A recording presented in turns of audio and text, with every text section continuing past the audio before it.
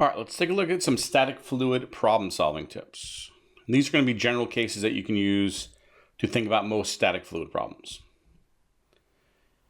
All right, so the first thing you want to do is look at when you see a problem that involves a liquid or a gas, see if the fluid is moving or not. And if the fluid's not moving, it's what we call being static. It means you can apply the hydrostatic pressure equation and use our buoyancy models to help solve the problem. Next, you want to look at if it's a case where you're just looking for pressure at different depths. In that case, you use hydrostatic pressure. Or if something's floating or in water moving up and down, you might want to use the buoyancy. Or some problems you might need to use actually both. So when you're using buoyancy, you want to think about, is the thing floating? If it's floating, it means your object is in equilibrium. In that case, all the forces are balanced out, so the sum of the forces equals 0. And sometimes, remember, not always, if there's nothing else acting except for the liquid and gravity, in this case, the buoyant force ends up being equal to the gravity force.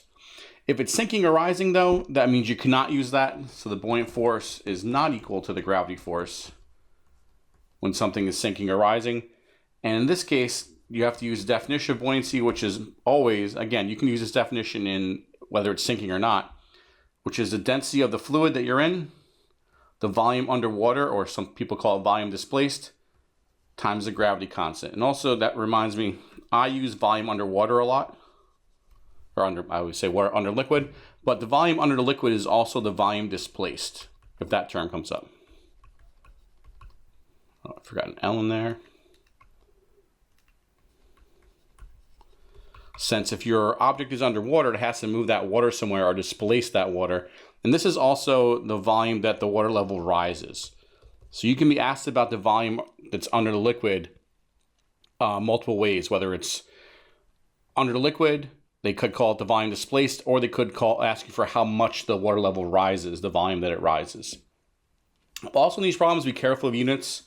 Remember, you always want to get your density in kilograms per cubic meter. You want any heights or distance measurements in meters, if you can.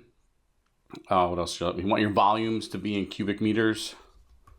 Again, a lot of times you'll be given things in like cubic centimeters. So don't forget that a cubic centimeter, to go to cubic meters, you have to divide by 100, but 3 times. So you actually have to divide by 1,000,000 to go from cubic centimeters to cubic meters. A lot of kids always forget that, and they only do 1 and divide by 100. But that's going from centimeters to meters, but you got to do it 3 times. Also, a lot of times, see if any variables cancel out. A lot of time, density may cancel out. Also, gravity constant may cancel. So it's always good to set up your relationships and look at your equations and see what variables cancel out in your specific situation. And also, one of the biggest tips I can give you is use ratios. Because a lot of times you'll have problems where, for example, to ask you about the percentage of, the percentage of volume that's underwater or something like that. And you can set up ratios, especially when something is floating, when the buoyant force equals the gravity force. And if you sub in their other terms, again, we'll do this again in a second. So if this is the underwater part, and this is remember the way we can write mass, which is the density of your object times the total volume of your object. This really is mass. If you have a situation like that where something's floating, we can kind of easily see these gravity terms are going to go away. And you can set up a ratio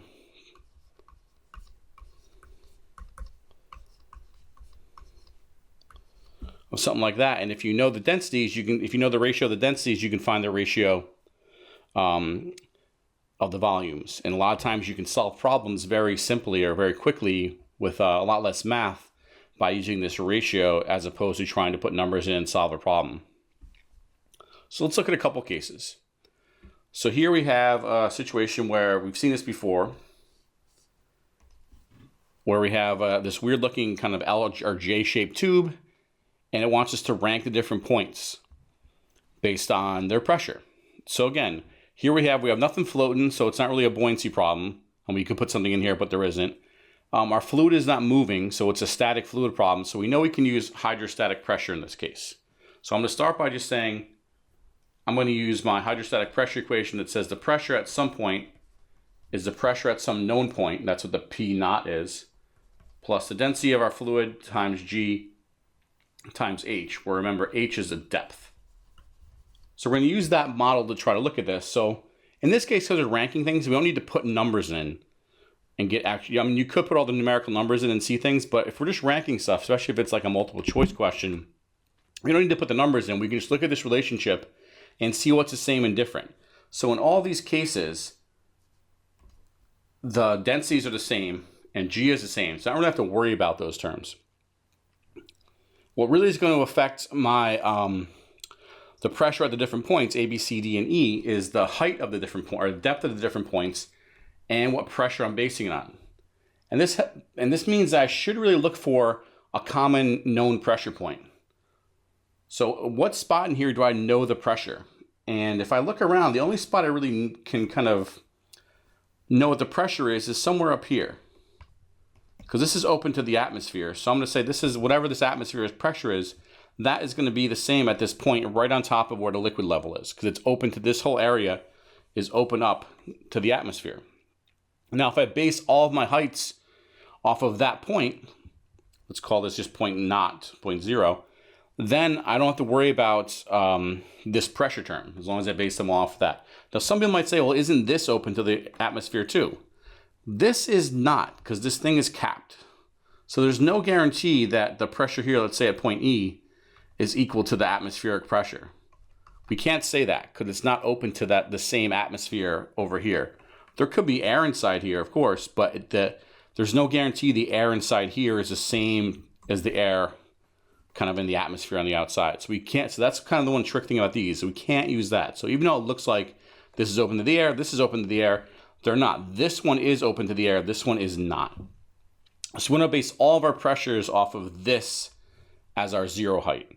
And now once we do that, we can look and say, okay, at point A, we know the height at point A is going to be, so it's 20 centimeters deep. Again, I'm going to do a quick conversion because I know I want to get things in meters if I do need numbers. So I'll throw out the 0.2 meters. If we go over to point B, well, point B is actually at the exact same level as point A. So I know the height of B is also 0.2 meters. Point D is actually at kind of this liquid water level. It's at the same height as our base height. So D is actually at a height of 0. Because it's at the exact same level as the spot we use for our zero height. Then if we move up to C, C is actually above our zero height. So we got to be careful, remember, because our height is really not really a height. I call it height, but it's really a depth. So the depth at C is, since it's above our other height, it actually is negative. This is where it gets a little bit confusing because when you're talking about depth, going up is decreasing your depth. So C is actually 0.2 meters above our zero level, so it counts as a negative 0.2 meters, and then E is up another 0.2. So that is going to be at negative 0.4 meters for depth. And now if we use just these heights, and since all these heights were based on the same point, and all those heights are going to have, because they're based on the same point, they have the same zero pressure, kind of known pressure. This term is the same for them all as well. So all the pressures are really just going to be related to the size of pressure is going to be proportional to, not exactly proportional to because there's another constant there, but it's going to be related to the size of the depth. So if I go, and all I have to really do now is rank these heights, rank these depths, and that's the same as the ranking of my pressure. So I can see that the pressure at A is the same as the pressure at B because they have the same depth. They are going to be greater, so the greatest ones, than the pressure at D, which is greater than the pressure at C, which is greater than the pressure at E. So again, I could solve this. I didn't need to find all the numbers and type them all into a calculator. I could just look at once I realized the model that held and made sure I based my depths off of the same 0 point, so I can not worry about the pressure, I can just rank the depths, and that's the same as the ranking of the pressures. And again, if you want numbers, you can then plug them into our hydrostatic pressure equation and get the actual pressure at all these different points. All right, second one. He says a girl has made a foil boat of a certain mass, puts it in water. What volume of the boat must be underwater to allow it to float? So automatically I see float. That triggers in my brain, hey, this is going to be a buoyancy question probably. At least I'll get those buoyancy ideas in my brain because it's talking about floating. So also when I see floating and buoyancy, first thing I'm going to draw a free body diagram. So what's interacting? We got, this is probably on Earth or something, so we're going to have a gravity force and we're going to have a buoyant force. and there's nothing else. There's no strings attached, there's no balloons, there's no anchors or anything like that. So it's just those two forces. So this is a nice case where I can say the sum of my forces is going to be equal to my buoyant force is pointing up, my gravity force is pointing down, and they're going to be, because it's floating, they're going to be balanced out to be zero. This is an equilibrium. So again, once I have that, there's my first piece of physics. Now what I'm going to do is I want to expand these ideas. I'm going to expand my definitions of buoyant force and gravity force and see if I can use this situation to solve for whatever they're asking me for. So again, I know the buoyant force, besides being equal to the weight in this case, because it's floating, is also equal to the volume or the density of the liquid that I'm in times the volume underwater times g. And I know my weight, I can find it two ways. It's m times g, or we had the new way that is the density of the object times the volume of the object. In this case, it's the boat times g, where remember, this is really the mass. And in this case, I now want to go back and look and see what I have. I know the mass of my object this time, so I'm going to use this version of my weight because I know the mass. Sometimes they give you the density of the object, then you might want to use this version of your weight. If they give you the density, great, I know those things. I'm going to plug those back in over here. So these go back into my Newton's second law equation. That's going to say that the density of the liquid times the volume underwater times g equals density of the object times the volume of the object times g. Now, my physics is kind of done. I figure I kind of use my two ideas, my buoyancy idea and my Newton's laws idea, and now I can just do a little bit of math and solve it. So I'm going to get rid of the gravity term here because it's on both sides. We're looking for how much is underwater, so I'm going to solve for the volume underwater, and that is going to be the density of the object divided by the density of the liquid times the total volume of the object. And as you can see, we have one of the ratios we talked about. So this is kind of the ratio of your object that's going to be underwater is equal to the ratio of your two densities. And in this case, we can, well, actually, that's a nice term. I didn't realize that. I forgot that we actually have the mass. So we have this term combined. So we're not going to do it that way. We can combine these two. But this is also a nice thing to see that shows us this is the ratio of the densities is a ratio of the amount of your thing that's underwater. But since we're doing it that way, this is going to be the same thing as the mass divided by the density of the liquid. So that's going to be 0.303 kilograms divided by 1,000 kilograms per cubic meter. Again, let's check our units, kilograms and kilograms. Okay, they're good, they match up, so they're going to cancel out the correct way. That's why we got to be careful of them. And we get a little tiny number. So we get 3 times 10 to the negative 5 cubic meters. And you might say, hey, why am I getting a number that small? And you got to realize that, remember, a cubic meter is big. So a cubic meter, you kind of made a box out of it. Remember, it means it's a meter by a meter by a meter.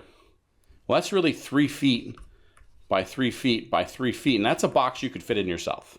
You could like kind of curl up a little bit and fit a human being inside that box. So this is a kid making a little foil boat. So we're going to expect it to be pretty small. That's a huge box. So it's going to be the boat might be this little tiny piece of it down here. So we should expect a small number. And actually, if you convert this ends up being, again, we said if you want to convert from cubic meters to cubic centimeters, you multiply by 1,000,000. So this is going to be about 30 cubic centimeters, which is if you kind of made our little boat, let's say, out of this. It's a boat that's about, about 5 centimeters by 3 centimeters by 2 centimeters under the liquid. So again, that's a reasonable thing. So even though this is small because it's in cubic meters, that's why it's a small number, but it's a fine number. It's reasonable for this problem. All right, the second part, now it says, this girl reforms the boat. It's made out of foil, so she kind of takes it out of the water and she makes a new shape. And this time she makes the base of it with a diameter that's the same size, well, I guess the last one was a square, the same size as the side of the square base that it was made out of before. So she kind of takes this thing, and it used to have a square base, and she resizes it so it has a diameter that's the same size as it was as like the dimension of the square base.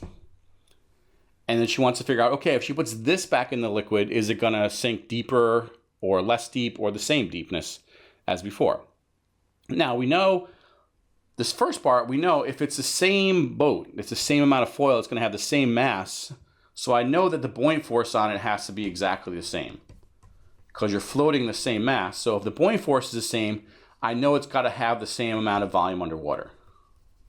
So I know the volume below the water, that's going to be the same. Now the question is, what does that mean about the depth?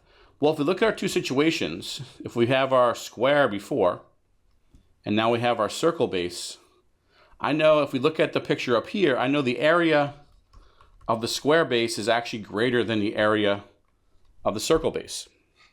Because I can look at this square has all this extra area over here. And now I also know that for the volume underwater, it's going to be the, if it kind of drops straight down, the area of the base times the depth. Let's call it y, times how much of it is underwater. That's going to give me the volume underwater.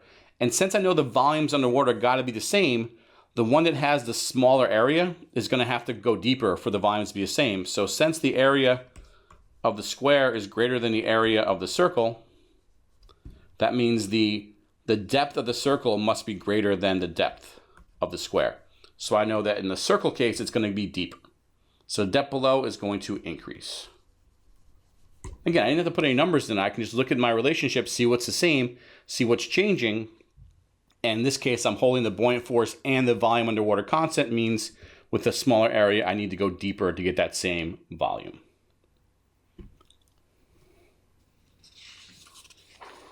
Let's look at one more. So this problem comes up a lot of times. You see in life and in problem, it says you drop an anchor that's in a boat floating in water. We're going to also assume, let's say, a drop an anchor and it goes to the bottom. And we want to know what happens to the water level when we drop our anchor. So let's look at our two situations. So one situation, kind of have our boat over here. Let's say our anchor is just like some cylinder to make my life easier drawing it in the boat. And then we have another boat, or another situation, the same boat. And this time the anchor is overboard and it's lying on the floor of whatever body of water you're in. And we want to figure out what happens to the water level. And really we know that because again, they're saying water level. And before we said, okay, whenever we see water level really means, I can't really read that. Not that much better, but water level really means the volume underwater. Again, I always say water a lot. Water could be any fluid. So really we're looking for what happens to the volume that's underneath the fluid level. So let's look at both cases. In the first case, again, it's floating, so we know that the buoyant force is going to be equal to the gravity force, or the weight of our object. And in this case, the weight of our object is going to be equal to the mass of the boat times g, plus the mass of the anchor, since it's in the boat as well, times g. So if we wanted to figure out, and this is going to be equal to, remember, volume of our liquid, or density of our liquid, volume underwater times g. The g's are going to go away. Actually, let's keep them in there. We get that the volume underwater is going to be equal to the weights of both of our objects divided by the density times g of the liquid. So that's in the case where the anchor's in the boat. Switch up colors here. Let's call this the blue case. So when the anchor's out of the boat, now the buoyant force is going to be a little bit, so now the buoyant force is only floating the boat. Because the anchor is no longer floating. So the buoyant force in the boat this time doesn't include that. So you can say that the buoyant force is just the weight of the boat. So the volume underwater due to the buoyant force on the boat is going to be the same kind of relationship as this one right here, except for we're not going to have the anchor term. So it's just going to be the mass of the boat times g over the density of the liquid times g. So that's part of it. Now, the anchor is not floating this time, but it is in the liquid.